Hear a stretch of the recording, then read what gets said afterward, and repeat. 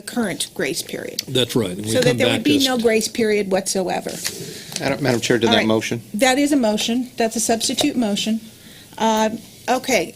We have not taken full testimony, so can I go back to full testimony and No. we will eventually get to the motion? I think we no. I think we have to actually debate No, we this. do not. We can take testimony on the motion. The testimony that you're about ready to take is not to Mr. Runner. not to the matter that's on the floor before us. No, Mr. Runner, we can take testimony relative to whether or not it is appropriate or whether the exemption is appropriate. The motion is so close to what the request is in terms of No, it goes in a Madam totally Chairman. opposite direction. Well, people can argue yes or no then, Mr. Madam Runner. Chairman. People can argue yes or no on the issue. I believe you've got a motion on But the issue the- is debatable. Yes, Madam it is, Chairman. and you're not letting us debate it. I am. I'm calling for the rest of the individuals who would like to speak. They are not speaking on the motion that's before us. They are All right, speaking on the okay, bill. No witnesses at this point. Wait, Madam Chairman. Everybody's fine with that? No, Madam Chairman. We'll just take testimony from the committee members. I've got this wild idea. Maybe we ought to follow parliamentary practice. When a motion to substitute is made, it is then first, and I'm a little rusty on this, you either first amend the substitute motion. That's right. Then you allow amendments to the original motion. Then you vote No. to substitute one for the other. No. That's the parliamentary practice. No, the of- parliamentary practice is the motion on the floor at this time is Mr. Machado's motion.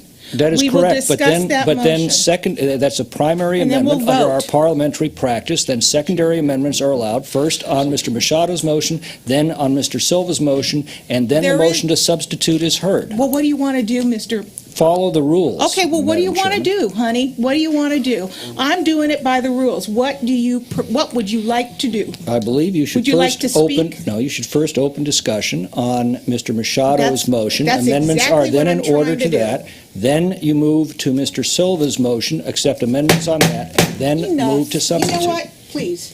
That's exactly what I'm trying to do. Please.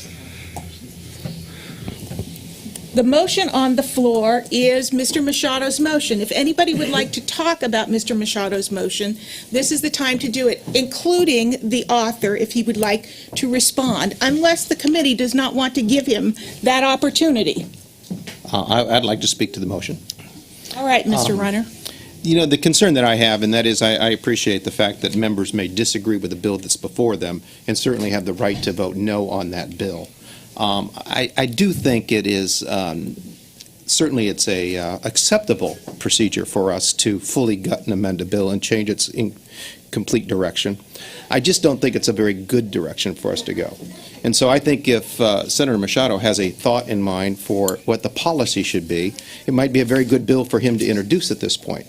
Or at some point. But I think to the author, I think the author deserves an up or down vote on the bill that he has brought forth with us, and I think members then can vote on the basis of the policy that's before us that the author has brought, as opposed to a complete gut and amend and substitute idea. So are you opposed to the motion on the floor, sir? So I am certainly going to vote no on that, and All I would right. actually ask the author, or I'd actually ask the senator to withdraw his motion. It's too In late.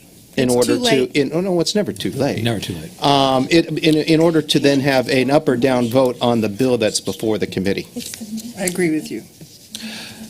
In response to Senator Runner, I get, the motion is made of the absurdity, I think, of the request of the current bill before us. And I think we need to be looking at uniformity in tax collection practices and not have selective exclusions. And you make a very legitimate point on dealing with the subject matter and coming back. I think over the course of my time here, those of us who have been so afflicted in the past have felt the pressure. I think my statement has been made as to what I feel about the contents of this bill and what it does, and also what I think of DOE and is bringing it forward and having these type of exceptions within the code. With your comments, and I will withdraw the motion and would look at asking my colleagues to consider what I have presented, and hope that we then would vote accordingly with respect to dispatching this bill.